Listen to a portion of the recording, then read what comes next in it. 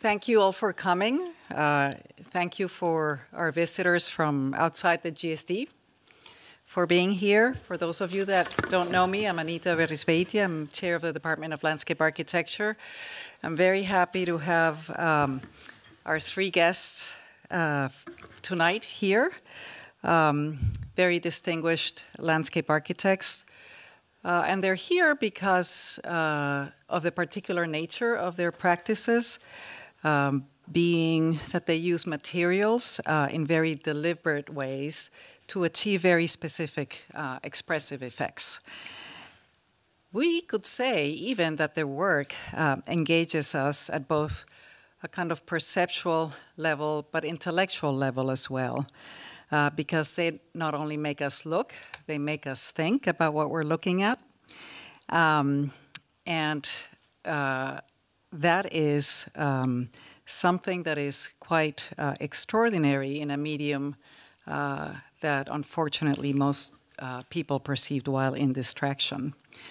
And so when I look at their work, I am immediately looking for something rather than at something. Their sensibilities, their references, their processes, however, could not be more different from each other's. And so I have invited them to present for about 15 to 20 minutes and then to engage each other in conversation and then hopefully as well in some friendly debate. Since its founding in 1992, the work of Ken Smith Workshop has been informed by art, contemporary culture, and fashion. Typically, experimentation with materials in landscape architecture has come primarily through temporary installation projects, especially in the recent decades. And yet the work of Ken Smith Workshop, there is a kind of commitment to materials exploration, whether the project be temporary or permanent, public or private, small or large scale. For this work, he's received numerous awards, and it's been published widely. Andy Cochran founded Andrea Cochran Landscape Architecture in San Francisco in 1998. As well, in addition to receiving many awards for her built projects, she was the recipient of the ASLA Design Medal and the Cooper Hewitt Design National Award, both in 2014. I would characterize Andrea's work as being extraordinarily precise, yet never hermetic. And it is in this presentation and representation and elaboration of materials in different states and conditions that opens up her work in unpredictable ways. And then finally, James Lord is a founding principal with Roderick Wiley and Jeff DiGirolamo of Surface Design, also based in San Francisco. As the name of the firm indicates, pattern, scaling, fabrication, materiality, and new technologies are important driving ideas in their projects that have a very wide range of scales, from topographical benches to airport expansion plans. Their firm just recently received an honor award in general design for their IBM Honolulu Plaza, which is a fantastic project, and an Emerging Voices Award from the Architectural League in New York. So, in that order, please welcome Ken, Andy, and James.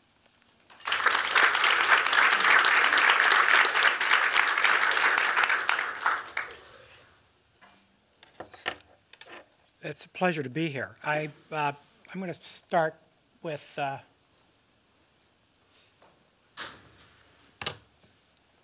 no, I went too far. With fashion design. I've been interested in fashion for quite some time.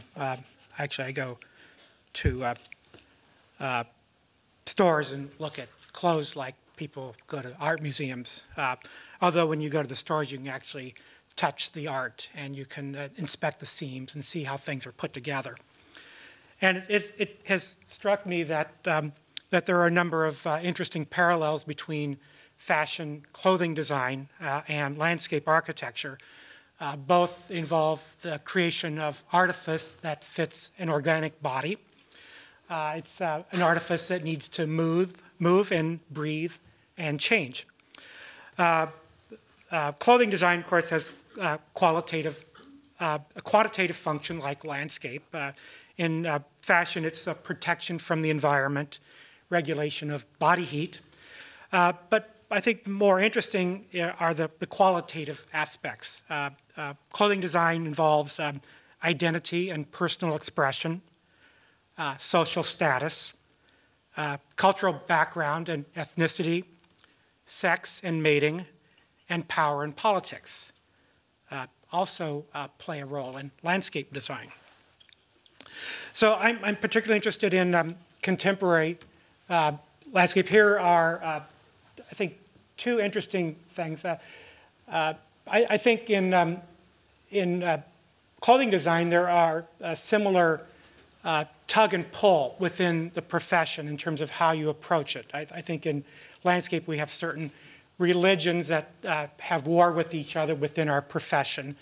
And in fashion, it's the same. Madeleine Vionnet was really an amazing draper. She used the bias cut because her work really reveals the form of the body. And that's certainly relevant in landscape. Issey Miyake creates structures that set apart from the body and have their own expression. And that also is true within the design in landscape. A couple designers in particular I wanted to talk about. I think Rei Kawakubo is very interesting. And there's a great quote in the FT a couple weeks ago that said, "She has proven herself to be a rare designer who can embrace chaos while respecting the traditions of her craft." And this is an early work of hers where she alters the knitting machines because we no longer make things really by hand. I mean, there's that small 1% of couture that's handmade, but most clothing is machine-made, and most landscapes are machine-made. And in this sweater, she altered the knitting machine so that it failed in operating properly, and it knitted with holes in it. And that was the expressive power of her piece. It reminds me a little bit of John Cage altering the pianos, prepared pianos. He basically manipulated the machine to create atonality in the way that Kawakubo is creating randomness or chaos. I'm a big fan of Martin Margiela. I'm wearing Martin Margiela tonight.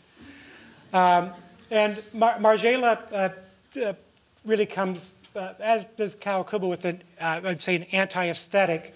And early works are really drawing from thrift stores and going to flea markets and recycling old clothes. And a couple of the things that he's done which are interesting in the upper left, he would take the insides of garments, the lining from dresses or the lining from suits, and he would remove them and make the lining outerwear. And in this case, you can see he has a very large lining that then he has draped and refashioned on the other mannequin as an outerwear dress. On the lower right, he's actually photographed garments, and then he's photo printed them onto other garments so that it's a trompe-l'oeil. Those are actually flat pieces that are photorealistic. But the show that I find kind of really remarkable, this is from the mid-90s, was the Barbie doll show. And you know that Barbie is not anatomically correct, right? Barbie is an idealized form, idealized vision of the female form. And in landscape, we have all sorts of idealized forms of nature that we deal with. And a lot of the garden traditions and the forms that we use are idealized, they're based on ideals of what nature should be, or they're ideals of how humans and nature should interact. And so we're always dealing with these ideals, which are actually not real. They're actually oftentimes an exaggeration. What Margiela did here was he took the Barbie clothes and he faithfully, mechanically enlarged them to human scale.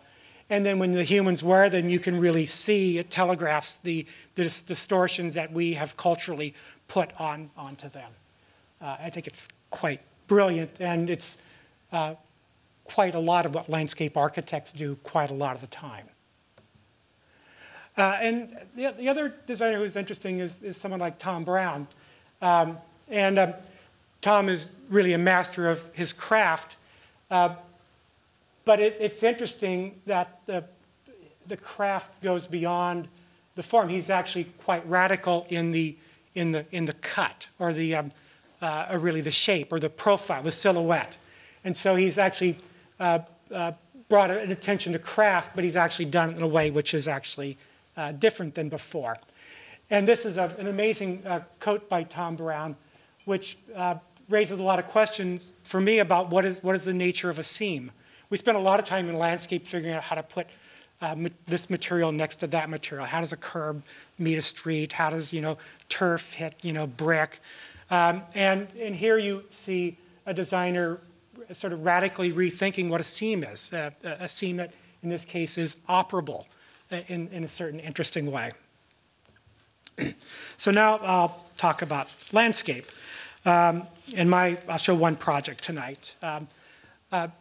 In my office, we do work at this sort of small, exquisite scale. We just finished a lovely courtyard in a historic building with cables that support vines that go up 6 stories and has a ground cover of broken marble, which is quite lovely.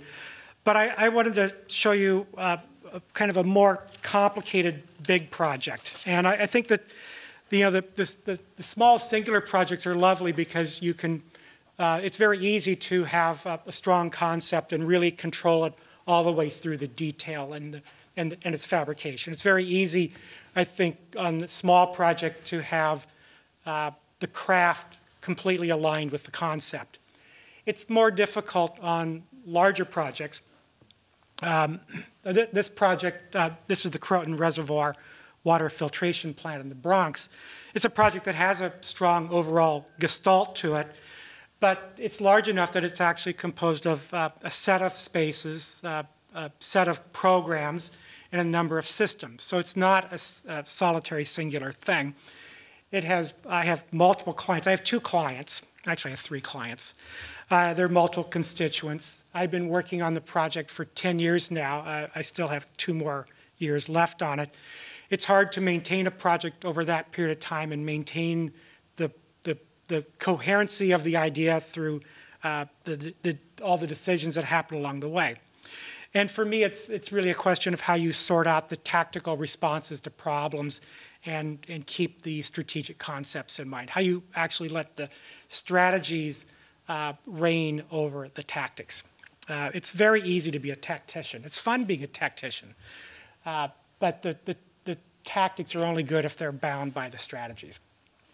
So this is about year 8 in this project, and it's very late. We've completed all the documents. We're in construction, and the New York Fire Department comes and does an inspection, and they determine that we have to have a fire lane. And so this red dashed line is the fire lane with these turnarounds, which is quite upsetting to me because it really throws off the design that we've put together with this seamless landscape going all the way to the edge. And now I have a configured loop around the edge. They threw me one bone. They said I could use turf block because it was already in the bid package, so that they had a negotiated price for it. So I took my turf block, and I realized that if I took that big circle and I put all the turf blocks completely orthogonal all the way throughout, and simply as it worked its way around the circle, it would continually have to adjust so that it always maintained a full drivable width for the fire truck, but that I could create a fuzzy edge, an indeterminate edge.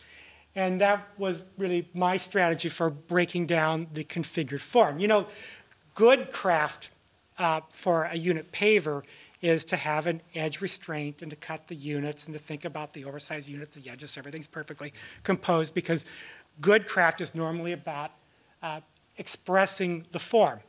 And in this case, I didn't want to express the form. So I adopted bad craft. And in this case, bad craft is good design.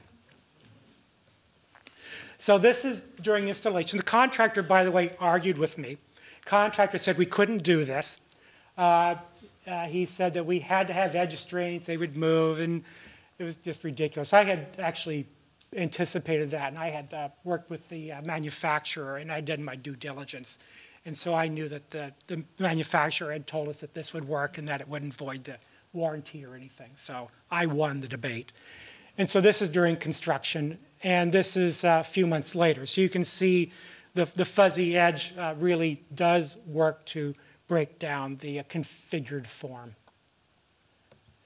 In another part of that same project, we're doing a sedum roof on top of the arrivals and receiving building.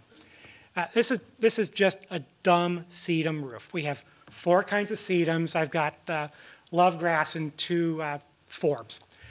I'm looking at how to compose it, and I've been looking at Google images of natural. This is a Google image of the Great Swamp in outside of Morristown, New Jersey, at a very low resolution. And so that pixelated form of a wetland is then used to create the naturalistic forms, if you will, the planting plan for the sedums. And you can see the pixels, you can see the rasters, very evident, but in perspective, it starts to actually read in a different way. So anyway, now let me back up and show you the project. So this is the plant. The Croton Reservoir Water Filtration Plant is the treatment plant for the drinking water in New York City. This is a $3.2 billion infrastructure project. The architecture and landscape is, well, it's over $100 million at this point. I'm working with Grimshaw. And this shows the plant. The plant is a 9-story building buried below grade. It's got a 9-acre roof. And it sits within a municipal golf course. It displaced a golf driving range. And in order to placate the neighbors, it had to return the original grade, which is why it's buried, and it had to return the original use, which is a golf driving range. This is the Part T for the site. We're collecting the 9 acres of stormwater runoff, and we have a series of stormwater treatment cells. This is also a high security facility because it's the drinking water. It meets State Department requirements similar to a U.S. embassy. These are the treatment cells. And the basic notion is that we are camouflaging the plant, so for security purposes, you don't know where it is. That interests me because I like camouflage. And we're building a moat around it. And so as a landscape architect, I'm designing 1.5 miles of walls. The walls vary from 3-foot height for vehicular interdiction to a minimum of 10-foot height for pedestrian interdiction. And we're using these parallel sets of walls to create a moat for security, but the moat is also the bottom of our stormwater treatment system for the stormwater. The walls are complex. The tops of the walls are driven by the requirements of the surface of the plant and other conditions. The bottoms of the walls are driven by the existing topographies. And it's almost never the case where the top of the wall is parallel to the bottom of the wall. And I think at the very first design meeting, I said something like, well, fuck this, we're not going to have jaggies. No way, no jaggies. And so I spent about 6 years working through this to not have jaggies. And so the walls are designed from the top down, completely the opposite of how you lay a wall. And so this is the first mock-up. This is the mock-up in the quarry up in upstate New York. And you can see the idea of the striated layers of rock. And you can see that, in fact, the rock can be set to follow the top of the wall. This is the second mock-up. This is the approved mock-up. This is the one that's done on site, and this mock-up then set the standard for all the rest of the work on site. All the rest of the work had to conform to this level of quality. I would say that one of the things about material, and I think you'll hear it from my colleagues tonight, is that material research and mock-ups are really central to actually doing good work and understanding your materials. This is a portion of the completed wall. It's a robust thing. Even though it's veneer, it feels very solid. There were some circumstances where we didn't have enough height between the ground and the top of the wall to meet the security requirements. So in that case, we have another system that actually, this is sloping down to the 0 point where it's no longer required for security. And it's a wall that actually has a hide and reveal quality to it. On the oblique, it's obscure, and head on you can see through it. And then there was the driving range itself, which is 9 acres, and this is what the 9 acres of this, 2% slope. This is the design, and it creates a big shallow bowl. It actually is graded up about 12 feet on the sides, so that when you're in the tee boxes, it actually forms a bowl of space that you're driving the balls into, which spatially is very, very important to the design from my perspective. But the problem was that we had a load limit on the roof of 90 pounds per square foot, which means that the whole thing only accommodated 10 inches of soil. And so this shows the concept. There's a drainage layer. We worked with Paul Kephart of Rana Creek for the soils and drainage. There's an amazing kind of drainage structure, and then there's layers of structural foam, a mantle of 10 inches of soil. Here you can see the foam being stacked up, these big blocks of foam. We did surface contours, but we also did a foam stacking plan. Basically, we designed the topography by designing the blocks of foam. And then this is putting the soil in. Because we only had 90 pounds, we actually couldn't drive trucks on the site. And so all the soil is augured in with these big booms. And there's a guy down there. There's actually a kind of this trough thing, and the guy is actually holding the trough. And he's actually moving it around and depositing the soil. It's actually quite amazing. Here we're partially done. You can see the foam with the filter fabric over it, and then the soil. And then at this point, we're staking out the different regimes for the different turfs. There are 3 different turfs, as well as synthetic turf for the targets. And this is what it looks like, all kind of benign and beautiful when it's complete. And another view, you can see the pixels here. That's our fuzzy edge. It's growing in a little bit more now, but you can start to get a sense of the scale. This is the arrivals and receiving buildings. This is where the sedum roof was. I'm standing where the clubhouse will be built. That starts this season. And this is the view of what is currently completed. Whoops. So this is the plant. This is the industrial part of the plant, the arrivals and receiving buildings, that sedum roof. The next phase are the treatment cells, which wrap around here. the clubhouse goes here, and then the driving tee boxes go here. And that phase of the project, this phase will start construction this year and probably last about 2 years. So it'll be 12 years before I'm finished. Thank you.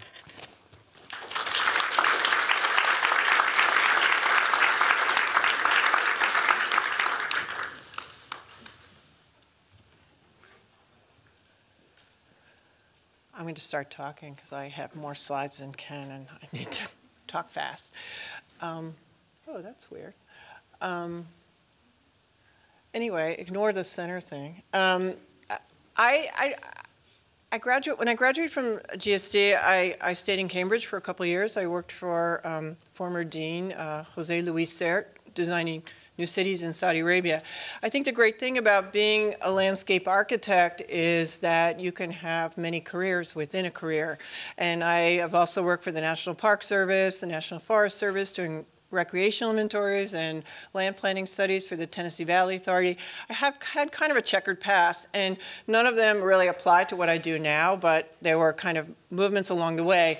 And I think for me, the kind of epiphany came where after I'd worked for 10 years, and I would have to say not a very distinguished career, I was getting really bored and unhappy, and I felt like there had to be something more to that. And I originally wanted to go to art school, and my parents absolutely forbid me to do that.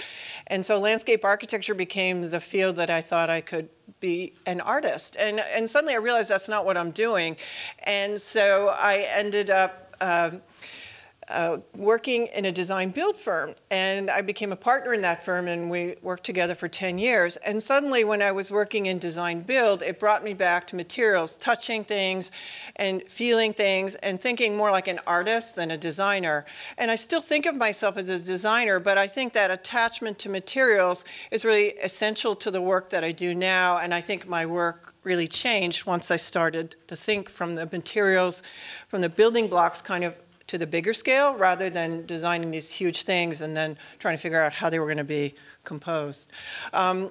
This project is one, and it's an old prune packing plant that was renovated to be an arts center in the northern part of Sonoma County. The only requirement at the start was to raise the finished floor of the building up 4 feet because it's in a giant valley that's a floodplain. So that became then this kind of landscape that was not a landscape that you would find naturally, but a constructed landscape. And so the idea was to create something that related to the architecture. I feel strongly that the architecture, the landscape, and the larger environment need to connect in some way. And so that these plinths extended above the vineyard floor became something that would connect the three together.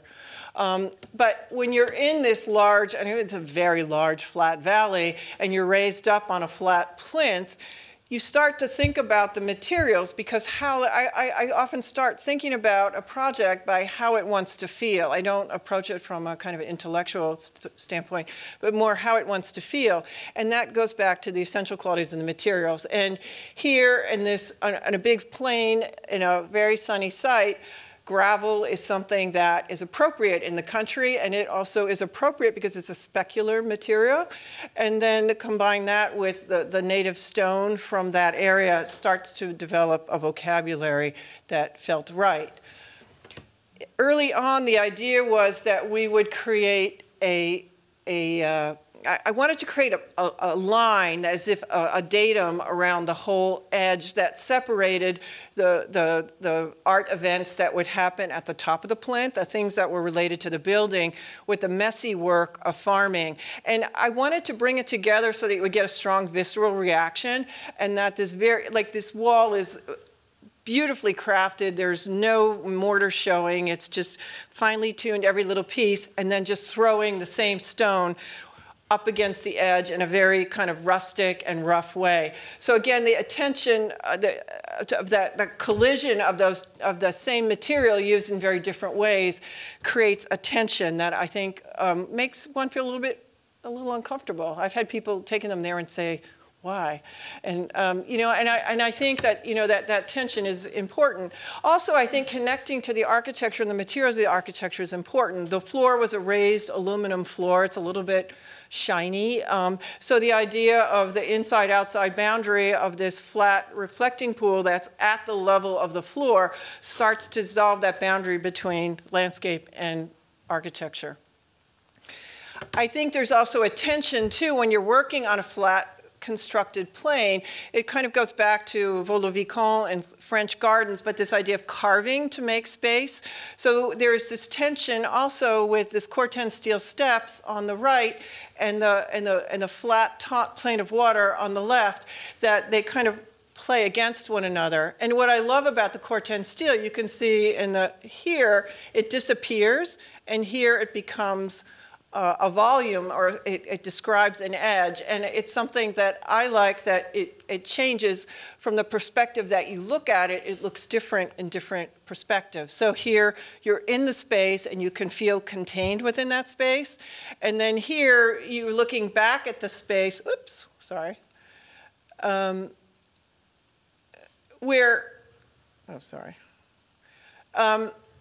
here is where that edge is, but it disappears. So this edge of this box is sort of defined by a larger wall, a lower wall, and then an implied edge of these two Corten steel steps. When you work on a project like this, you have to think about disabled access. So the one way that I wanted this plane to be something that would connect everything together, and that the materials be very, very simple. And so the idea, these are gravel paved rings that allow a wheelchair to move across it and just still give the appearance that it's one material throughout. I mean, imagine this is concrete or stone, and it has a whole different feeling. It's not feeling of the place. And then there's a detail of that meeting the building with a slot drain to take on any water so it doesn't go into the building. Crossing this, almost like this river of gravel, crossing it is the idea to go to one of these other spaces where they would have events and set up a large table, is a Corten steel bridge, if you will. And so when you're in this mass of like this kind of natural material, the one thing that is crafted besides the walls is this flooring material. And so the craft of that becomes very, very important, and very important that it be detailed down to the finest detail of craftsmanship, because that's what you're going to notice in a space like this. And as you walk across it, the sound of gravel has a crunch, and there's that kind of kinesiological sense of moving through space where you sense what you're walking on, and that makes you feel very different when you're walking on the gravel as when you're walking across kind of a hollow metal. And then at night, it's lit from below. So the whole thing is, as I said, hollow, and it's lit from below. And again, for me, landscapes that change either with the seasons or the time of day is great, but also how lighting impacts that is a very important part of what I think about. This is kind of the other end, from the valley floor to the top of one of the highest buildings in San Francisco, a penthouse. We were working with an interior design firm to do this terrace, which was kind of a spec building, and they just had kind of done the vanilla treatment of just put a bunch of pedestal pavers. So we were asked to come and work on this, and the idea of taking the materiality of the inside and the patterns and moving them outside in a very small space. It's all about making things effortless and seamless and connecting the two. So this was the pattern that we came up with. And the space needed to be flexible at the center, that people could come out. It needed a little bit of green, I think, to feel like it was a garden.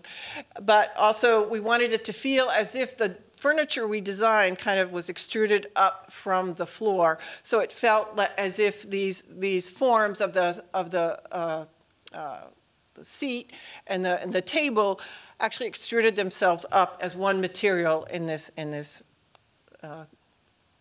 deck. And then also thinking about color. I mean, we always think about color at the beginning, because color impacts how you feel in a space, and there's nothing like, people in my office look at things in the office all the time and under the ugly fluorescent lights, and I say, you got to have it outside. When you go with things outside, they look very, very different in natural light. And looking at that, and then also the add surface of the paving so that it caught the light in an interesting way. And then we also had, as Ken had on his project, a very difficult weight problem. So all of these pieces are held up by multiple pedestals. They're big slabs, like 2 by 4 feet, and the stone is very thin. And it actually was shipped on a honeycomb so that it wouldn't break before it was cut. And then at night, you can see the lights being installed. And then we worked on the furniture in Rhino, and then that furniture design was then sent out to the fabricator, where they cut the mold in the CNC machine using our Rhino model. And then there they are making the molds. It was a double mold because it had to be lightweight. You can see there. And then you can see how the 2 molds create this hollow space. We actually cut the bench. We designed it to be in 2 pieces because it had to be carried in the elevator to get to the roof because it was too high for a crane. Or if it would be, the crane would be enormously expensive. So thinking about that, actually the seam in the stone actually carries through the bench. And this is the final product with these LED lights cut into it. And also by doing this on a pedestal system, all the water drains between the seams so that this piece actually, there's no drainage required. And drainage for me is always something that's integral to the design, and it's not an afterthought. It needs to be thought of as a part of it. We even brought the stone, the samples of this moss-like plant from New Zealand up here to make sure it would do well. Since it was the only plant, it had to do well. Anyway, just every part of it very, very tightly detailed. We do a lot of residential work. About half our work is high-end residential work, and that's great because we have clients with nice budgets who can do interesting things. And I think living in California, I get a lot of clients who are kind of willing to break the mold.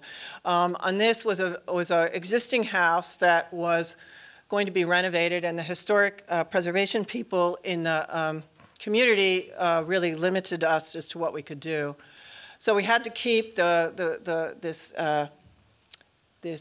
brick paving, and the house, the house couldn't, they couldn't change the house very much. So any design moves that came out and would have to come out in the landscape.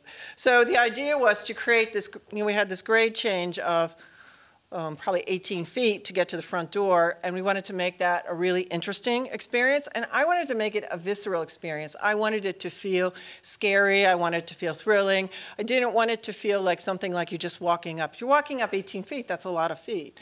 So this idea of these cantilevers were important, and we used the Corten steel because it matched the brick that we had to keep, and then you can see how far we are perched over this cliff. It drops about 100 feet, so we couldn't touch the face of the cliff, so the cantilever allowed us to do that.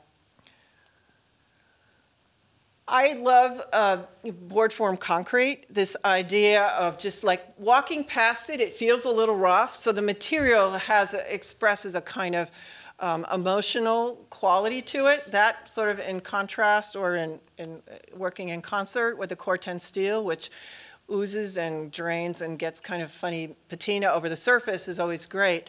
Here the material seems really solid and heavy as these plinths or these cantilevers extend over the cliff. And then here I am standing at the edge.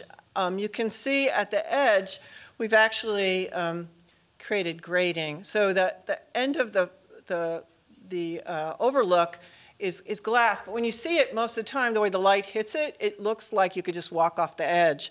And so there's this sense of thrill and danger, And then when you look down, you see like how far of a drop it is.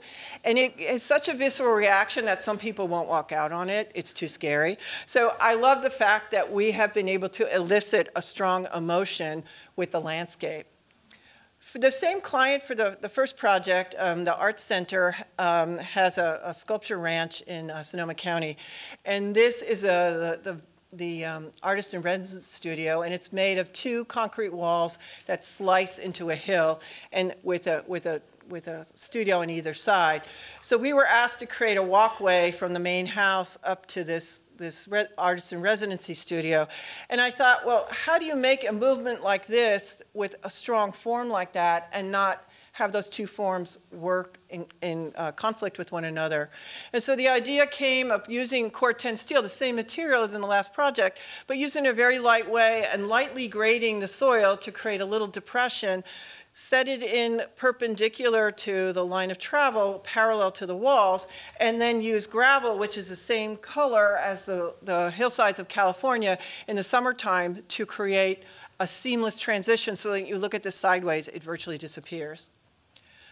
We've used Corten steel on this project where there's an 11-foot grade change between the street and the front door. And the idea was to create an ADA-compliant path so a wheelchair can get to the front. But we wanted to make that experience a sculptural experience. This is they do research for biofuels in this building. And so thinking about that, what happens inside that building became important to express in the materials of the landscape. So we used we extrapolated or abstracted the biofuel materials like biodiesel and ethanol and all those different materials, and extracted that, overlaid it with a pattern of moving grasses, and created this series of openings in the Corten steel, which are backlit at night. And then that lights your pathway as you move at light so that we don't have to have any additional lighting. So this becomes this sort of sculpted cutting in. And then finally, this project is one we were asked to do an entry to a campus, a science campus in downtown San Francisco, UCSF. And the idea was this building, which we worked on, there's a cardiovascular research building.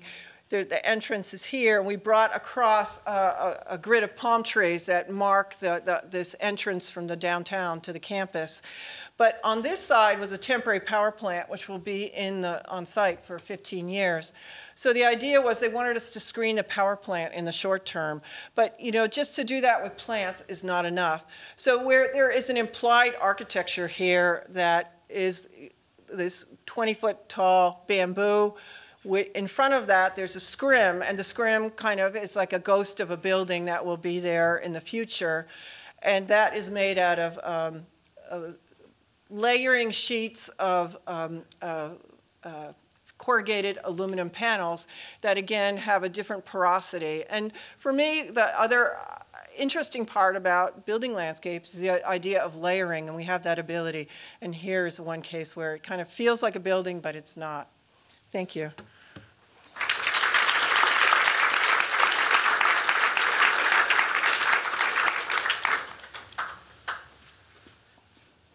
All right, I got the blank screen. That's good. Thank you all, and thank Anita for having us all here. It's sort of nice, and it's a great honor to be included within this group. I'm the next sort of generation down the totem pole, but you can see how much both these characters in front of me have really influenced some of our work and some of the way that we approach things. I was having a really interesting conversation with my partner the other day about how we do approach materiality. And because both of us came from the GSD, we are firmly rooted in the modernist way of approaching things. And we started questioning, like, well, what does that mean? And in some ways, we, as modernists, almost, when we're talking about landscape, almost set up a structure that then gets filled, and sometimes it's different. And in some ways, you have to think about what fills it is always sort of in flux. And maybe that's really where the materiality sort of comes in, and it might be those elements that fit within that structure that's material, but it's more than just material. It's an emotive quality. It's about registering what a place is and how it's read, but also just the poetics of a place. I think in some ways, when you're working as a modernist, you always that touchstone of how the place is then transforming that structure and allowing it to read in an emotive quality is in essence how we sort of approach some of the projects. I'm going to show you just 2 projects, so I'll pretty good. The first one is the IBM Plaza in Honolulu. We've been very fortunate to work very exotic places, so I might as well start with the most exotic at the moment. One is this is the site as we saw it, and to start a project like this and to understand materiality as we've been talked about, you have to really understand the language of the place. So if you go to Hawaii, you don't talk about north, south, east, west. You talk about the Mauka, which is the mountains, to Makai, which is the ocean. So you're always in this relationship, and that's really important and unique to understand that when you're on an island and when you're on these sort of unique sort of contained spaces, that you have your own language that you register the landscape with. And they're particular, even right down to how the native Hawaiians actually, because it was a tribal condition, we had lots of different chiefs until the very end when the Kamehameha actually killed the last one by throwing him off a cliff. How would you actually give your land back to your family? And it was all based on the Apuaha, which is the watershed. So this watershed that I'm indicating here in Kaka'ako, just sort of south of Waikiki, is the watershed that the project sits in. The client itself is actually Howard Hughes Corporation. They're building 22 towers. And this project was their sort of sales center.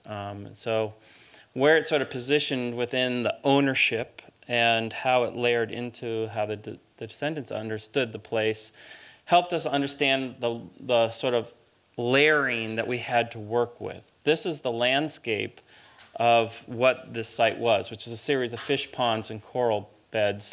You can see the spot in orange, and that's the shoreline in 1817.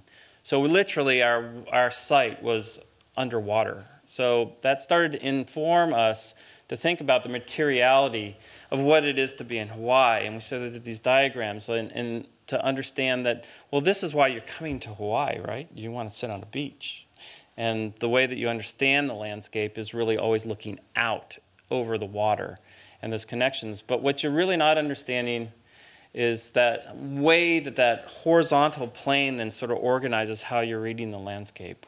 But it also talks about the way that sunlight then engages with water, but also the descendant stories really become key because, in essence, by listening to their stories, we're able to start to define some of the materiality of the place that makes it authentic in those means. So the coral polyp you see on the other side there is their most sacred object. And it's a living thing. It's a living thing that grows and dies and then becomes something else. And as it layers over time, you start to get the coral beds, the atolls, and you're making land. So you can start to understand, if you live on an island, making land is pretty special. And so how do you actually then take in those stories and those processes that make land and formulate them within your project? So I did these quick things, they're sort of funny, that sort of illustrated like how over time those beds would then come up and make land, and then the ultimate engagement is really with the sky. So you have this sort of relationship between the sky, water, and land that really starts to organize with planting materials, objects and places for people to have fun. So that's the last component of people. And so through this, you start to understand why the descendants have their own unique sort of creation story.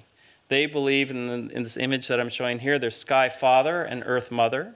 They came together and they had a baby. And that first baby is taro, which is that middle band, which is a plant. It's a food source. It was born stillborn. So their next baby was man, who they created to take care of the taro. So there's these sort of intimate stories, if you can see the taro and man. Together, there's this nurturing symbiotic relationship that it's a completely unique way of understanding landscape that is almost foreign to us Westerners who think about objects, to where they think about caretaking. And so for us, part of this project was to listen to these stories and then to, go back that way. I did it too. One more. There we go. To synthesize basically a community, the descendants, the Native Hawaiians, who've been pretty much marginalized, and to be able to give them a voice and a place that's going to be very important for the next development for this whole area.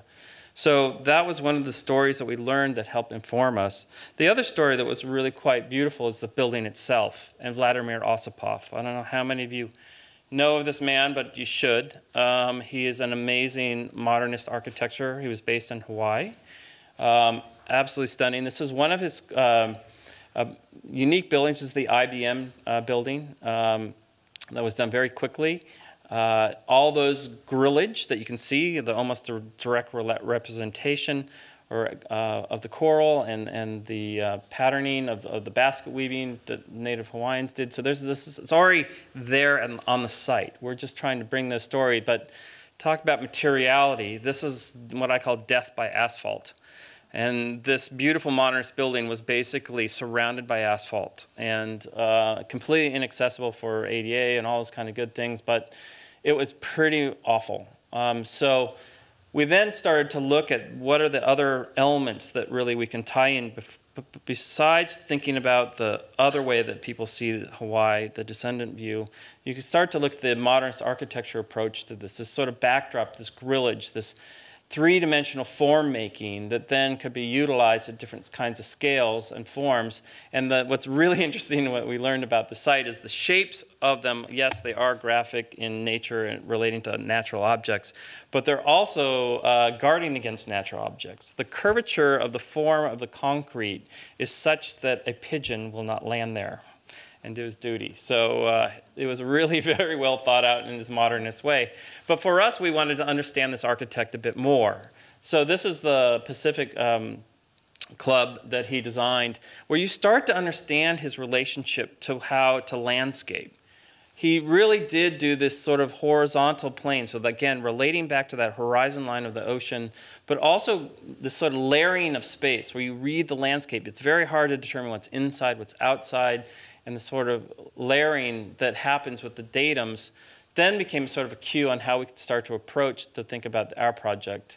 This sort of Hawaiian horizon line, where this was our horizon line, this asphalt parking lot, 4 lanes of ala moana, and then a park that's sitting between that and the ocean. So for us, it was like, how do you make these connections work utilizing the same sort of approaches the architect would take to it by literally bringing the water to the site? So in essence, visually, I had poor David stand out there and raise his hand in the air until we could exactly get the point where the top of this, whatever we're creating, connects directly visually and optically to the ocean. So in essence, sidelining all that 4 lanes of traffic and all the parked cars to create this, which was this abstraction or a fountain that tells all the interesting stories of the place, but also then honors and respects the architect, but materially becomes very interesting because what we were interested in is the registering of light. The quality of light in an island environment changes on a dime. And so it can be raining one second, and sunny, and rainbows the next.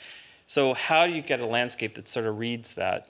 This is the plan, as you see, the modernist building. And what we did is we literally took the patterning and abstracted the scale of it and then applied different materials to it and then punctuated it with this long linear water feature that then organized that connection to the ocean, that horizontal plane, but also create the folly that would tell the stories, but also screen or mask the sound of the traffic so that we could create a space that people could occupy.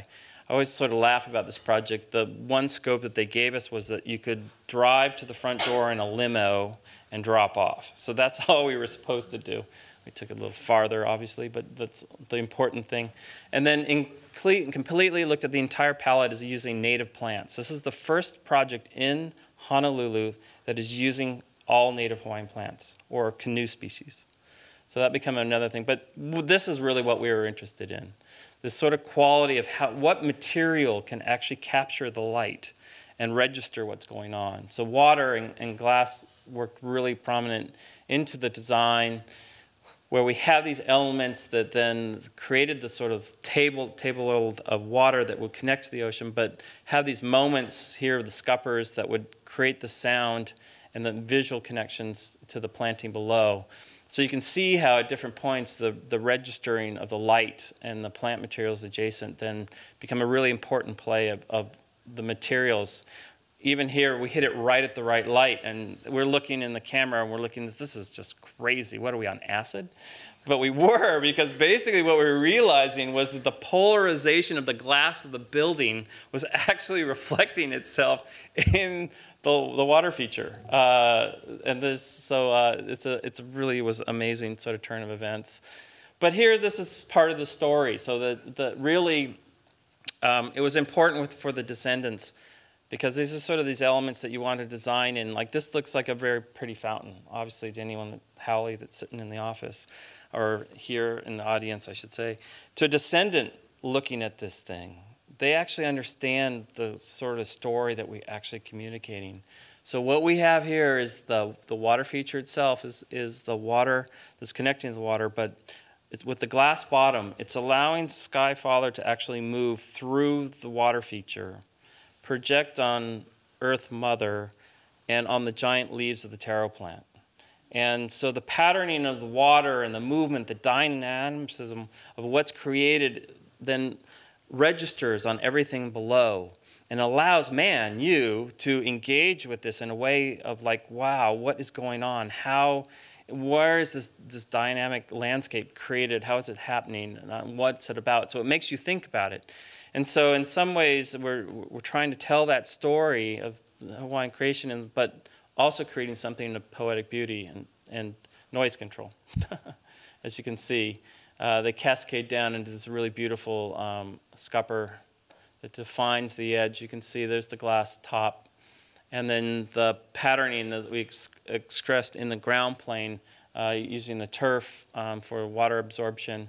And then the next interesting thing we were really interested in was, again, how do you actually, through a material, register that same sort of light? So the stone that you see here, that's expressed in here, is a volcanic stone that's really inexpensive, because we had to pay everything for the water feature, so there was nothing left for everything else. So we had to balance all that stuff out. So we had a very inexpensive stone. But what we did was three different treatments. One was a split-faced finish, a flame finish, and a honed finish, so that you could really see the way that the light could be captured in the honed finish and take an inexpensive stone and make it look really interesting. And here it is from above, the way that these sort of elements then all tied together and then pulled the graphic through, but in a sort of an ecological way, by the way that the grass then picks up the runoff and then to the lawn boards, as we called them. But then taking the native stone and just how we reveal or expose the treatment became really important on how to read the sort of plan graphic. As you see the space, this is wide open then. It's a funny story about the trees. We actually didn't want any trees. We're one of the landscape architects that love not having trees. And so with this one, we told the client, you don't want trees. And the client said, we have to have trees. They have to happen, make the space really beautiful. And I said, sure, we'll go find them. We ran all over the place to find these special shower trees. They don't look special right now, but they were just planted, and everything in Hawaii goes very fast. The irony of the thing is that the space was, once we created it, so loved by the public and so overused that basically the trees were getting in the way. So then they removed the trees. So it's a very funny thing, but I'll show you some of the things of it. But the expression, again, of what we also wanted to do is that Ossipoff's building had this almost artificial moat that ran around it. So how you bring that language back into the form. And then as you can see, in essence, we were trying to capture the building and that quality of of light, but in the voids. So there's always, the building is always inscribed in the surface. So there's a play between the reflections and the actual runnels that happen that the water spills off into. And then at night, those runnels, those voids become solids. So it gets a totally different kind of experience as you move through the place. And then you can see even how the light from the building starts to catch those edges of the pavement, or even here at dusk, you can start to see how it's all working together. And then in its entire form, reading. And then even the light, we actually told them, look, LEDs are cheap. Let's do some really interesting thing with this beautiful grillage. And now they've gone to town about it. And of course, it was under the radar because I don't think the city of Honolulu would appreciate it too much. But this is the craziness as it happened, because this is what I love and why I'm a landscape architect. So you create this beautiful place. It's supposed to be a drop-off for stupid limos, but we've created this courtyard. We've made connections to different communities. We've made places that are beautiful. And every time I come here, it's totally occupied by every single thing. Like, one time the top, that's yoga happens in there every Thursday at 5 o'clock. If you ever want to go yoga, you can come to the square. Friday night movies happen. I showed up once and it was an ice skating rink on the thing. I'm like, ice skating in the middle of Hawaii? This is nuts, but it's super popular. And right now there's that art installation. A very famous Japanese artist was so moved by the space that she abstracted the native Hawaiian slug. And so it is right out there, taking over the space as well. The next project, and so I wanted to tell you two different projects and how we used materiality and how it combines. That one, obviously, there was a budget. This is Land's End Lookout, which is at the very end of the West Coast. It's a very powerful site. You go to this site, it's the trailhead for many trails that goes to the Golden Gate Bridge. It's the location of the Cliff House. It's, that the Suto Baths is that pond that I think every architect has done a design for, how to do it. So we created this,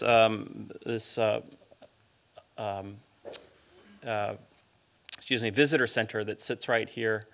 And our approach to it was like, it was a great challenge, because the site is so powerful that you are literally on the edge. You can get blown off this cliff, and it's happened before, especially after you have a few drinks at the Cliff House.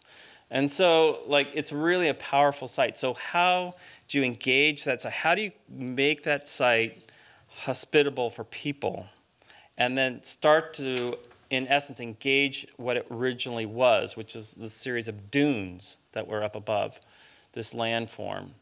So all those trees that you see there were all planted by the Presidio. So it's not a natural look that's going on there. This is what it used to look like. This is the Cliff House. The Cliff House in the bottom, and the Sutro Baths. Our site is just up here. So there's all the oyster shacks and everything else that happened here. So we started the project, and there was this. Again, this is obviously why architects love doing this competition, the spaces that were there. For us, it was a different way of thinking. In essence, when you arise at the top of the site here, is where your first unimpeded view of the entire bay, of the edge of the West, occurs. And for us, and we really worked with the architect, in some ways, I think they loved us and hated us at the same time, but we really engaged the architecture that was going to go here in a way that, because the community was so up in arms, how could you put a building in front of this view? And so by working with the topography, I call it the slow reveal. As you sort of move down from the road all the way, all of a sudden you start to see the dunescape, and then the architecture slowly rising up. And then I got the architects to think about the buildings as a series of frames so that you could see through. And so this does this really elegant way of creating this sort of protected behind the scenes and framing views at the same time. And then I always love this project because about halfway through, or actually more than halfway through, we were told the budget that we had that was this big was actually this big. And so it was a heartache. It was like, it was unbelievable. So we had to come up with a way or a means through materials to actually make this happen. And to think about the materials in what is appropriate on the site. What can we reuse from the site? What can we make from the site that is robust and interesting and engaging, that will allow people to learn something, but then start your journey to other places at the same time. And so what we did was, here's the plan of the building. As you can see, we allowed the glazing so you see through these fins, and then the dunescape that sits behind here, and then sort of a protected courtyard on this side, because the wind is just blasting like crazy on this side. So for us, it was like thinking about being in this kind of an environment that's completely windswept. How do you create something that is protected? And when this is the early on, and what we did was, because we had zero money, we had to do everything by hook or by crook. So what does that mean? So we called in every favor alive. We needed, and you had to be particular because this is the Park Service. So we had to be really on it because, you know, basically someone would slap you on the wrist if you did something wrong.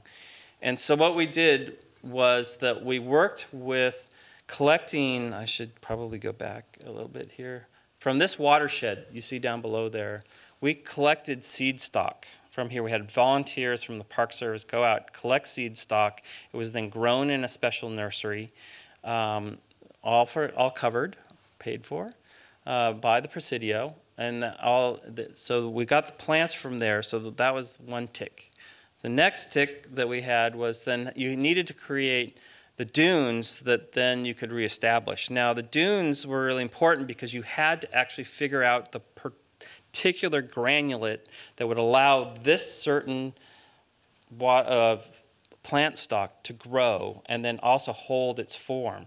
So it was really, and it had to be from an X number radius out. So literally, I called poor Alan in my office the Sandman, because all over construction sites were going on. We would literally run to a construction site, test the granularity of the soil, of the sand, and then plead with the guy, "Can we take your sand?"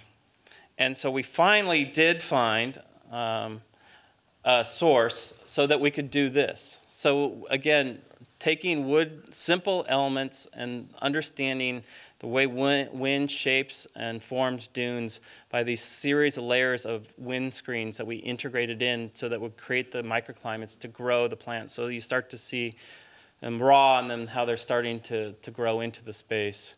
But this is what we were doing. This is the construction side, and this is Nympha. This is actually Andy's former boss did the project, her design build firm, and we stole the sand. So we hauled it back out for free. This is the plant stock that had grown on in the nurseries. It was all categorized on where it came, what it was from, when it was collected. And this is the end result. So this is about 2 years on. You can start to see how the wind screens and the dunes have sort of helped figure that out. The other component we had was the playfulness of the Sutro Bass story. Sutro was an eclectic character. He collected sculptures and wild animals and all this kinds of stuff. And then we found them all locked up in this crazy bunker in the Presidio. So we actually looked at reutilizing them, marking the front entrances of the site. And the interesting thing was all those sort of blue flags that you see out there was part of the testing thing that we did, was actually as we went along with the process, the irrigation flags are there not only to indicate where the plants would go, but also as a register of the wind.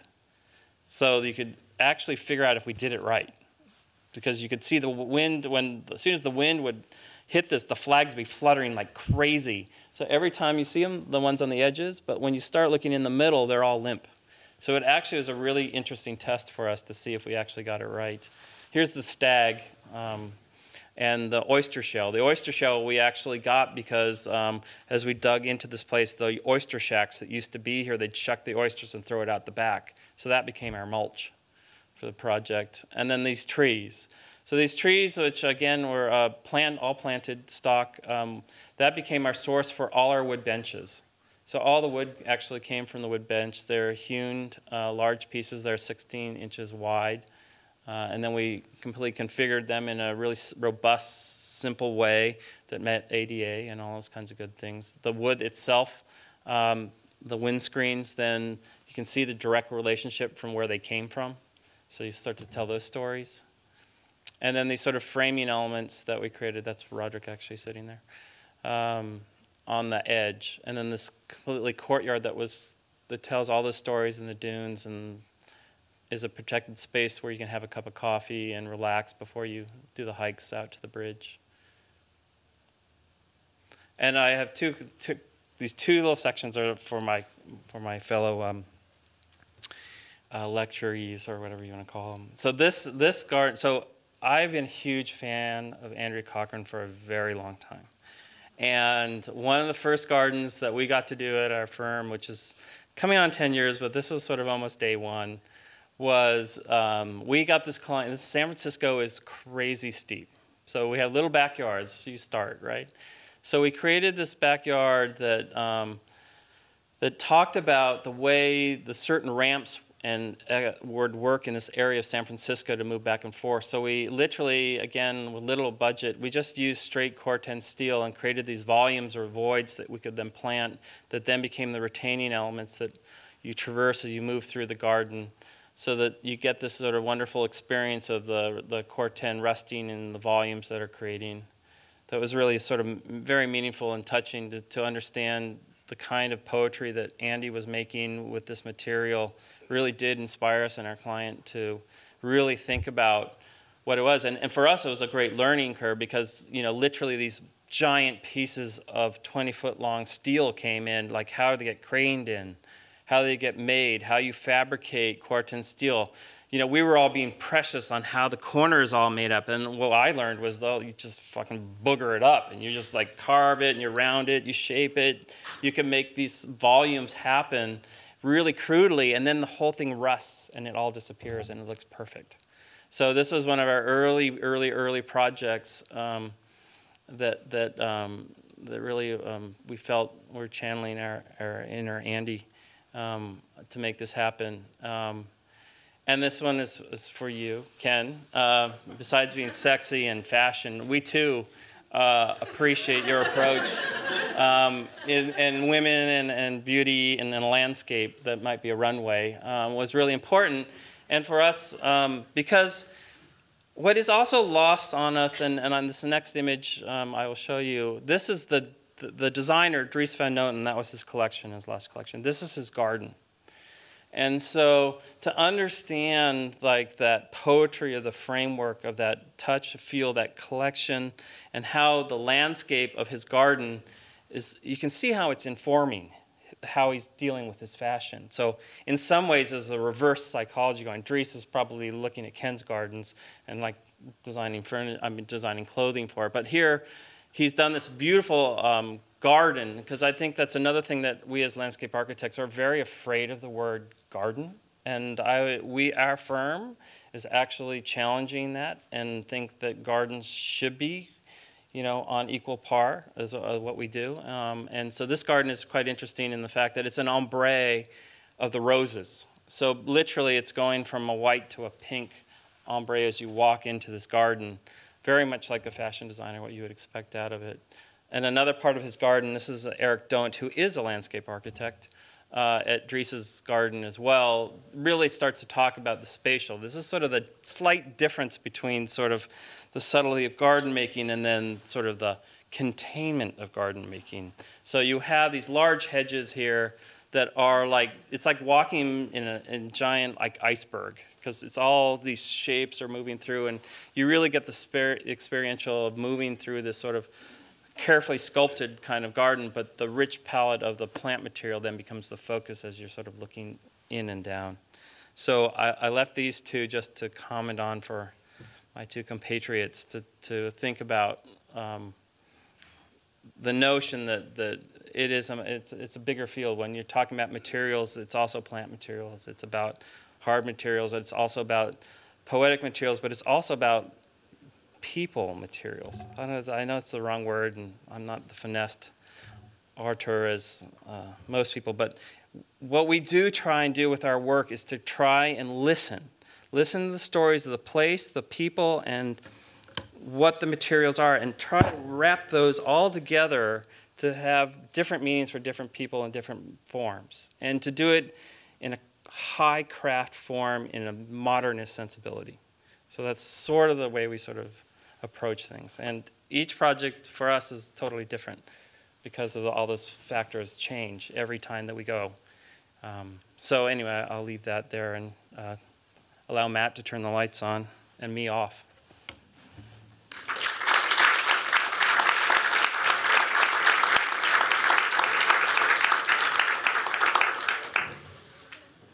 Anybody in America? That's true. Nobody knows how to prune. I know.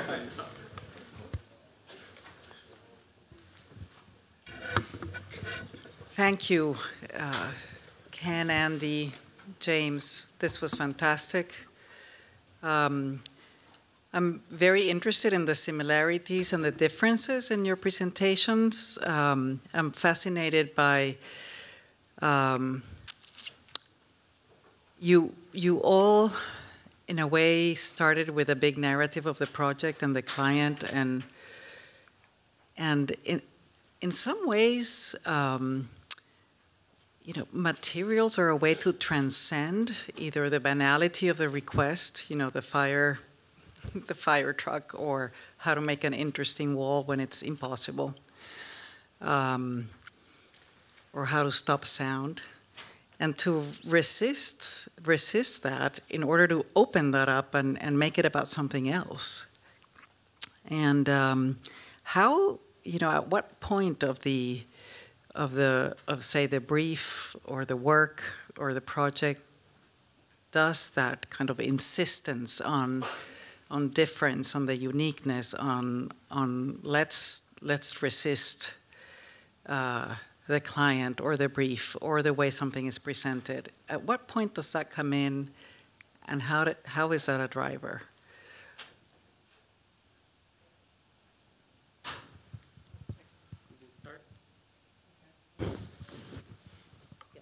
Okay.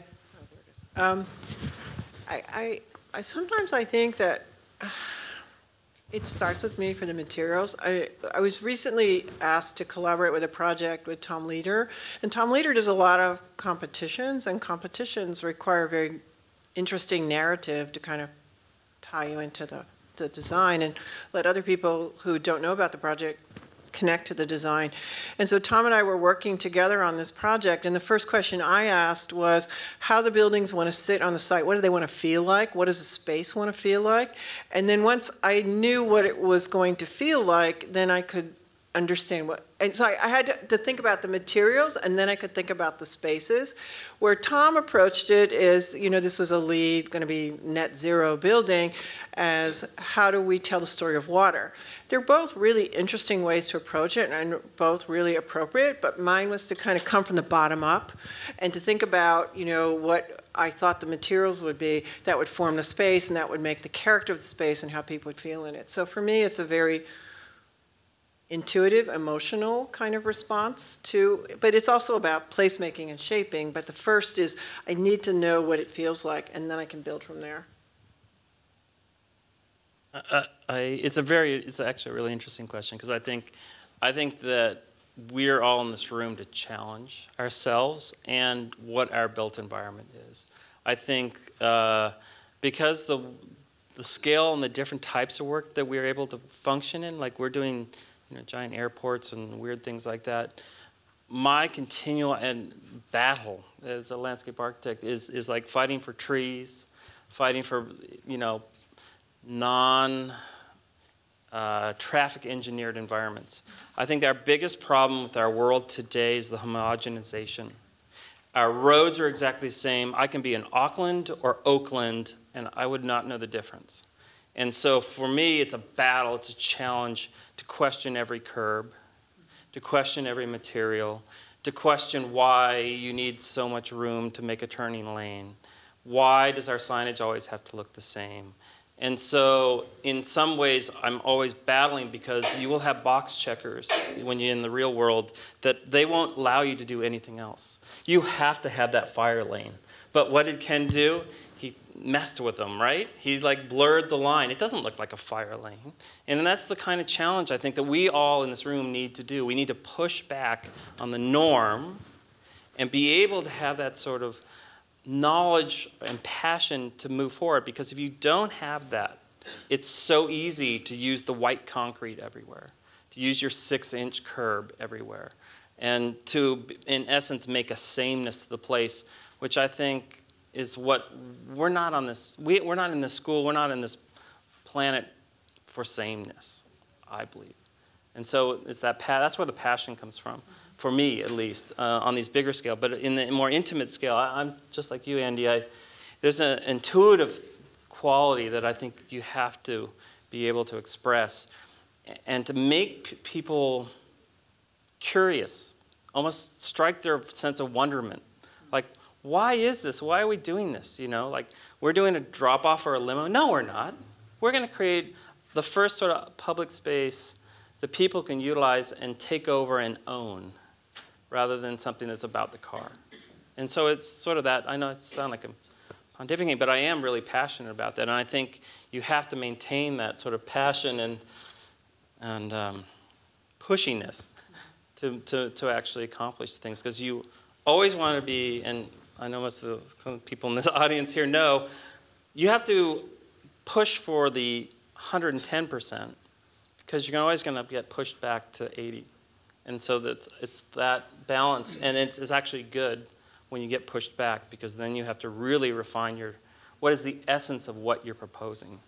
What's the essence of the design that's going forward? And then it gets richer. So it's an interesting process, I think. But it is being that sort of forceful, passionate sort of craziness, I think, that's important. I think there's something that happens at the beginning of the project when you say, yes, I'm going to do this project. There's a moment when you size up the project and the client and say, I want to do this project, and I think I can do this here. There's some, it's not maybe a specific design, but there's some reason you want to do it, why you want to take it on. And for me, sort of having an idea of what that is that I think I can do here, that I try to drive through the project. I'm just stubborn enough that I keep that in my head and fight with myself, and I fight with the client, and sometimes I get fired. But generally, you need that at the beginning. Otherwise, you're just providing a service, and I don't think that's enough. I had another question about the medium of landscape versus architecture, say. I've always felt, well, architects in a way have it very easy because it is always possible to tell where the representation happens in architecture. It is clearly, not nature, not natural. And it's also very clearly how one can begin to develop a poetics of, say, fighting the forces at work, such as gravity, mass. The dematerialization of architecture is so extraordinarily poetic. And what strikes me about your work is that it touches on that. It uses materials of landscape in a way that speak about the materials, speak above and beyond the materials themselves. They don't stop in the materials, but then you either make them transparent or represent them first as void and then as mass, or thinness and then void or mass. You begin to dematerialize them through light. I mean, that's something extremely intentional that you did, using very heavy materials in the plaza, in the IBM Plaza. And then working, of course, with noise attenuation, also in very precise and in ways that is not about that, but completely transcends that. Same thing with your work, Ken. Usually the material is placed there, but made to perform in and I'm not using here the term in its ecological way, but in its visual way, in its experiential way, in ways that, in fact, work above and beyond what the thing is. And typically in landscape, it falls into a kind of more literal understanding of performance. Is it draining? Is it breathing? Is it doing? Is it whatever? In a kind of biological thing, rather than sensorial, abstract, changing appearance of the material. This is the point where I say it makes you think. It's not just about what is it doing, but how do you take it beyond itself to do something else, perhaps unexpected, perhaps you do know what it does. And so how does previous knowledge accrue in your projects? How do you begin to, how do you sustain that energy to resist the kind of, straightforwardness of landscape materials, to transform them into something else? How do you sustain that? How do you accrue that knowledge? How do you add on to it? How do you keep it going? Especially when you start getting large firms, you start managing more and more complexity, more and more projects that require very different scales of work and of engagement. You have to be a little bit delusional because you're really pushing uphill every time, and you don't always win the battles, and somehow you have to keep coming back and say, well, I think I can do it this time, and it does take a little bit of suspended belief to do that, I think. But beyond the point. But I think we were talking earlier before we came down here. We were talking about having a house. That there are corporate firms that provide service and have focus groups and style things and are very good at that. Make more money than we do probably. And then there are coutures, people who have their own house, and they have their own house so that they can control their means of production and their expression. And we are all in that latter group. And it's harder and harder, I think, in contemporary society to have your own house. In the fashion world, there are very few fashion designers that have their own houses any longer. Mostly they are designers for hire, working for corporations. Albar Albas was recently pushed out at Lanvin. He was a great designer, and he rebuilt that house from nothing. But the market says something otherwise now, so he's gone. They'll bring in somebody else, and he's not in control of his fate. And so it's important to have your own house, and it's important to develop your own means and methods and materials and processes and approach. That's what defines the work, I think. Well, I think too for us, I mean, it's really a critical part of the foundation of our firm is that we do some smaller projects and residential projects, and we do larger projects. And the smaller projects are a kind of testing ground where you have people with money or you have better contractors, you can try things out, and then you can take risks on larger projects because you've done it before. I mean, I've actually worked on projects where we had a glass wall that was 8 feet tall, and we wanted to use it for a museum at 10 feet tall, and they're like, oh, no, you can't do it. And then you show them where it's been done, then they will do it. So you kind of become your own R&D, and your clients help support that, and those people are more risk tolerant than a public agency would be. So I think what it does is two things. In the culture of the firm, people in the firm begin to learn things and have confidence in building things. And then there are people who have actually experienced with certain materials. And then you have the confidence of the clients because they see the built work. So I think that's been helpful. It is true that clients pick us because they want something different as well. Yes. We're not just accepting jobs. They're coming to us. That's right. But I do agree with Andy. I think you nailed it on the head. It is the ability to do these sort of smaller, more jewel-like projects and figure out almost prototype kind of form. And once you physically have something and you can point to, then people will jump on. I mean, it's been interesting. We've been doing a lot of work in New Zealand for almost the entire length of our firm, and it's funny when you sit, and we've been pushing stormwater treatment within roadways and stuff way before this stuff has been sort of the genre of today, and you've seen San Francisco trying to integrate it in their own city things, and we've been able to do it really early on in New Zealand because they're much more, they're more open to it, and we will push them. Half the time you don't know what the hell you're doing, but you're going to figure it out. And you're going to work with the engineers. And this is the one thing I like to take away when I know I keep my little rattling off about, engineers and roadways and all that kind of stuff. But, they're tired of checking those boxes too. And I think it's till you firmly engage with your counterparts, because no project is designed by one person. It's a whole team. It's an army, right? Especially largest projects. If you can capture them, it's like capturing their experience, their creativity, or because they're tired of being in the same box doing the same thing.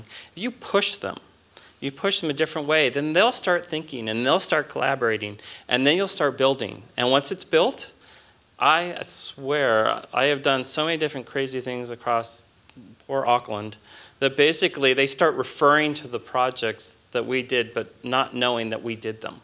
And it's very fascinating because you can, I'm telling you right now, you can change and make a difference.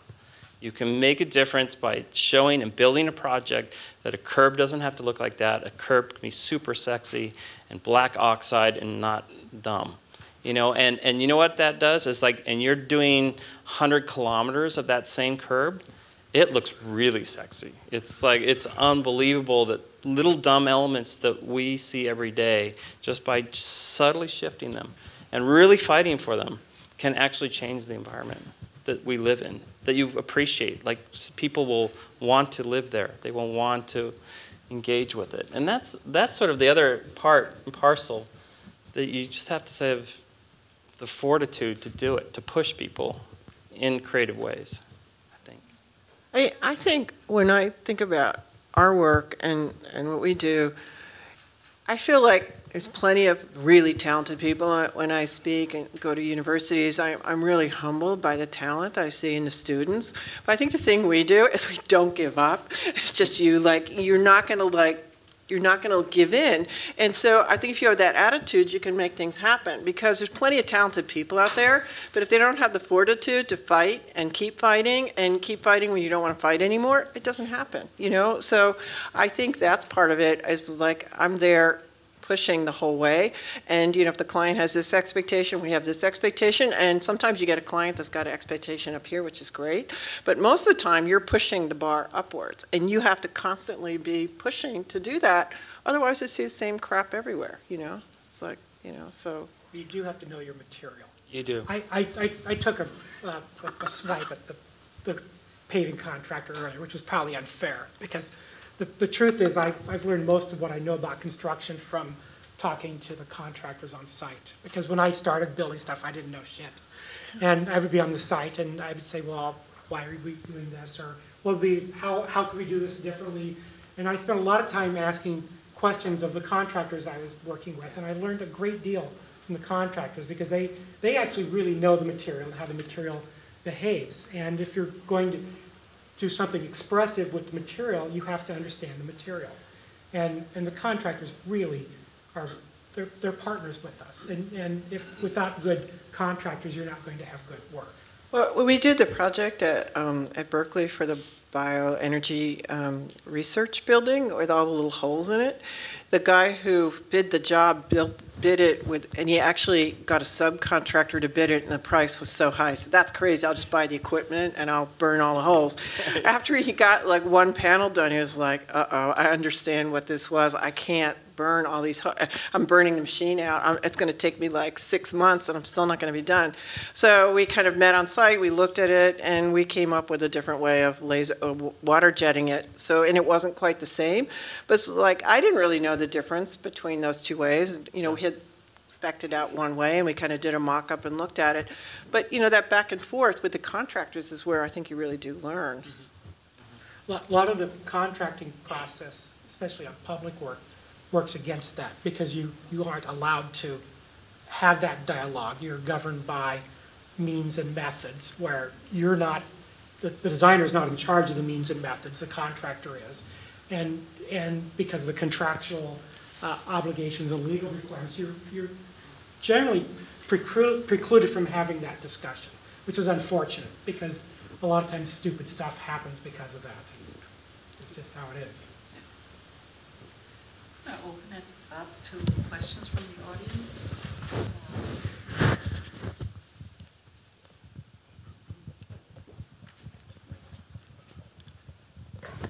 Hi, thank you so much for coming. It was wonderful work, particularly to see the translation of something that, for instance, the plan that we take for granted is part of our grammar and our discipline, seeing then translated in real space, as a real space, with all its properties.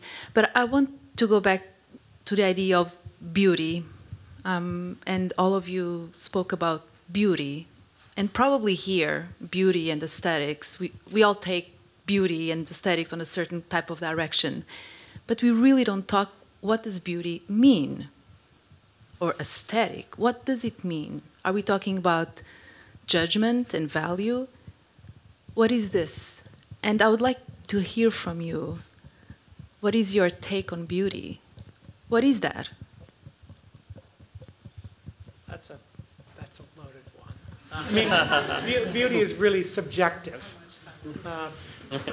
But I actually think it's integrity. It's actually that there's an idea that informs it in a way that works all the way through it, and that kind of purism. I think beauty has a purity to it, perhaps. It's a sloppy answer. I don't think I used the word beauty. I hope I didn't, because I usually don't. But beauty's a good thing. I think beauty's a good thing, but I think when I think about how I react to a place, or it's if it's an emotional reaction. Like when I see art, I don't think about all the precedents that I saw. I react to that piece. And so I think when you're in a space or you're in a landscape or wherever you are, it's sort of that like visceral, like gut punch level I think it's more about moving emotions that in a positive way that I think of as beauty or a reaction to beauty. So I guess I think of the reaction more than the thing, you know. I'm glad I'm going last because I actually totally agree with you, Andy. That's not a softball, but it sort of is. But it is a very hard thing to talk about, and I think people are afraid of the term or poetry or beauty. It gets me. I think it's in a way that whatever you're looking or engaging with emotionally moves you.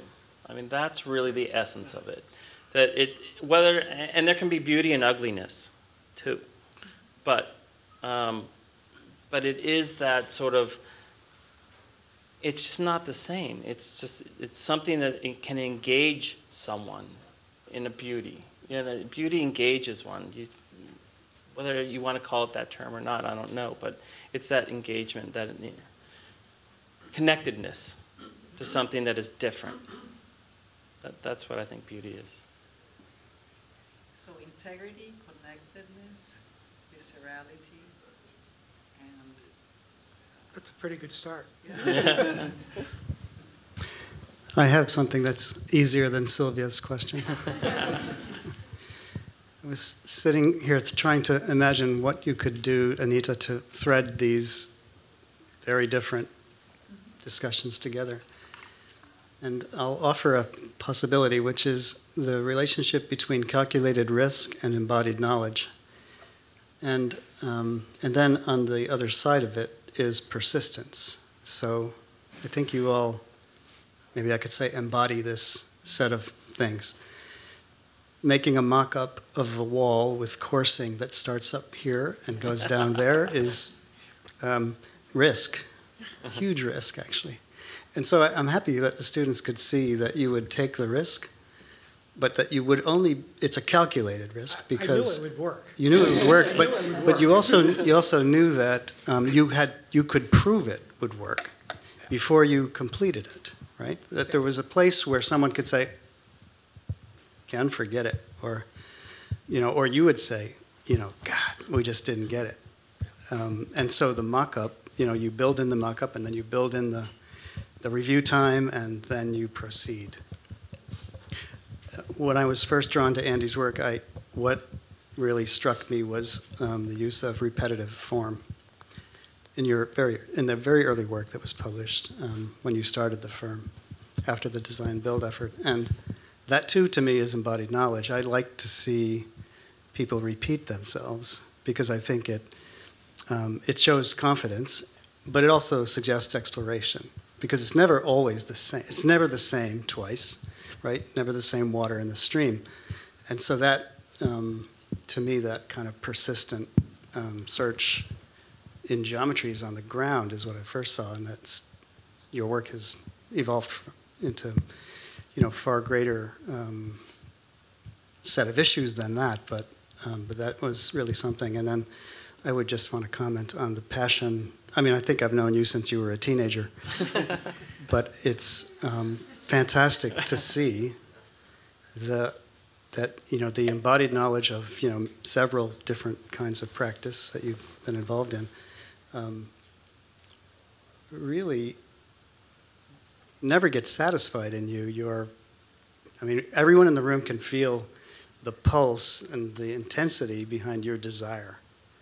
And so that too, I think, is an embodied knowledge, but it seems you're not held back by it. You're actually driven by it. It's a thrust for you.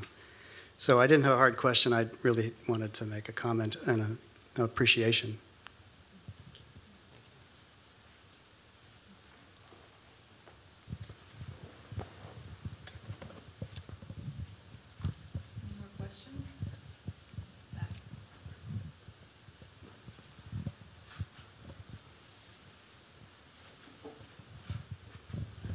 So it occurs to me when you guys are talking about materials, you're talking about the costs of something, the source of it, the qualities of it, the dimensions. And it occurs to me that in that way, material is like an interface between the engineering of something and then the design of something, and with all the implications of both of those terms. And so I'm wondering if you guys could maybe elaborate on that a little bit.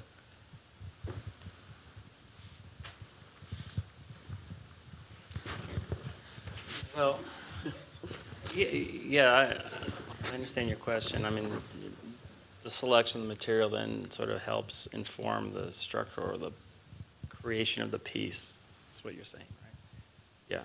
Yeah. I think, yeah. I mean,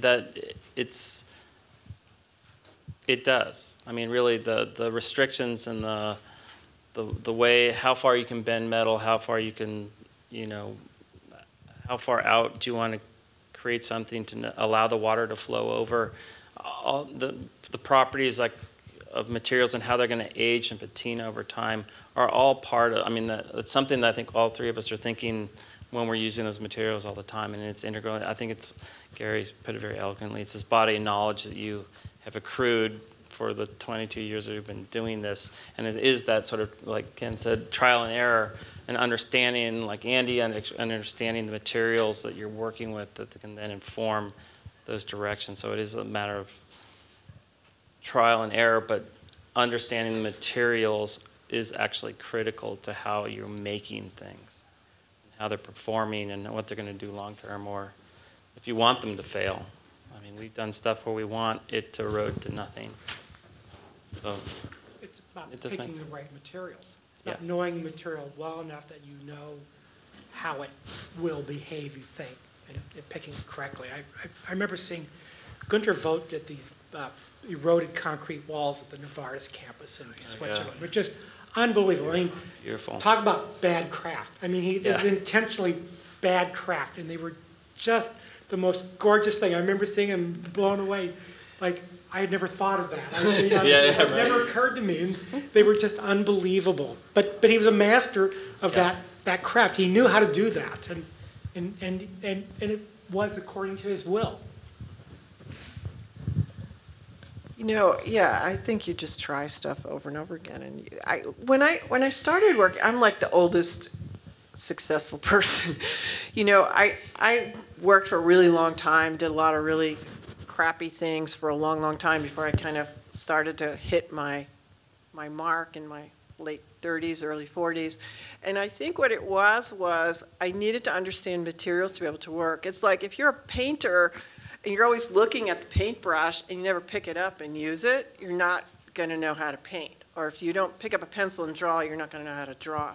So for me, once I started building things and understanding the materials, then I felt like I'd mastered the craft, or began to master the craft of making things. Because for me, the way I do things is it didn't come about coming up with great ideas and kind of doing beautiful drawings, and it came about out of making things. And so the making made better making and better making, so it kind of built on itself.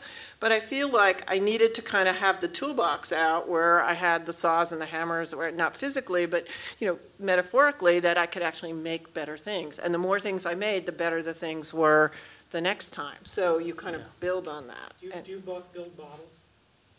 Not anymore. Not anymore. Not anymore. Do milk bottle, yes. But Yeah. we don't build models much anymore either. But model making was a good way early on for me to understand how I was making something, how things hooked together, what was on top or under something else, or what the connections were. And we don't build models anymore. We should. Just to give you a little bit of pushback on that, because the way you're talking about it now, to build better, you're saying make better things, build better, or use a model to understand how to make things. But neither of your work is about building better. I mean, it is at a certain level, but it's so much more than that. I think it's I mean, understanding the craft. level of yes, but the craft exceeds in a way itself in all of your work. When you talk about vertigo, when you talk about, you know, a kind of gut sensation with materials, you're not talking about building better. You're talking about. So it's about art. You're not talking about that. Yeah, right, absolutely. And so, you know, I mean, there's a way that you are thinking through the material, evaluating what you're doing, editing in many ways. It is embodied knowledge, but it's never repeated. It is never, you know, it is transformed. It is dynamic. It sort of evolves. You know. I think though, for me, the freedom comes. Better. It is well built, but it doesn't stop there at all. But it gives you freedom once you know how to build it. Then you don't have to worry about that anymore. Then you can start to think about other things. So you're not limited by, is it just going to stand up, or how do I, you know, make it work? Once you feel like you've mastered that craft, then the other stuff can layer on top of it. I think for me, that's what it took to have that confidence to then kind of take the risks and do the other things. Okay, I think we have time for one more. It's getting quite late.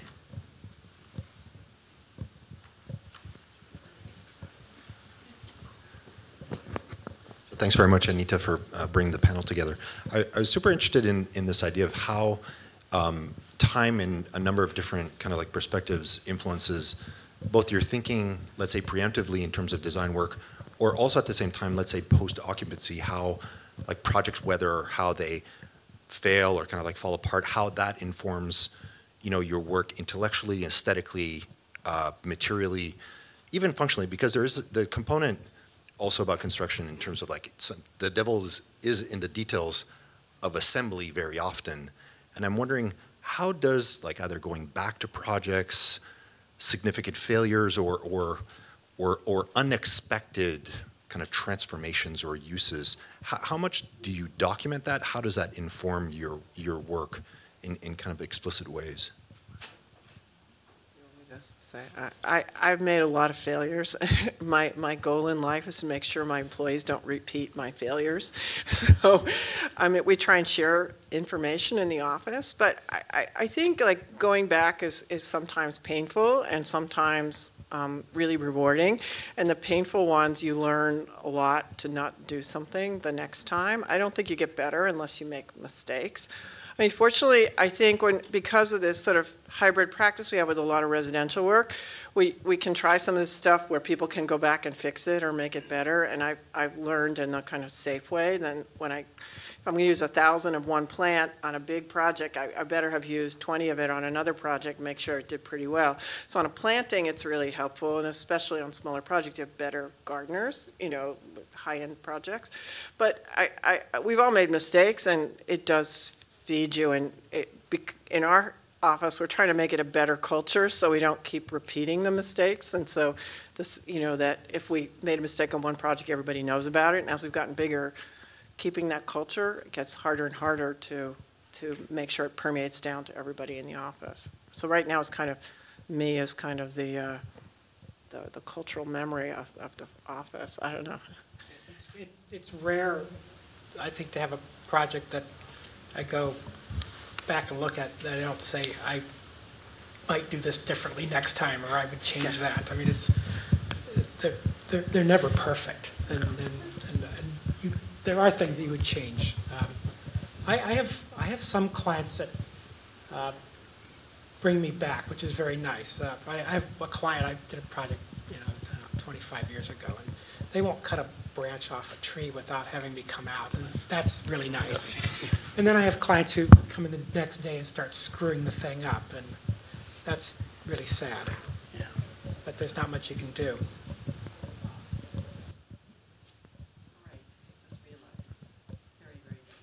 Thank you for staying. I really appreciate it, and thank you. Thank you all. Thanks, Anita.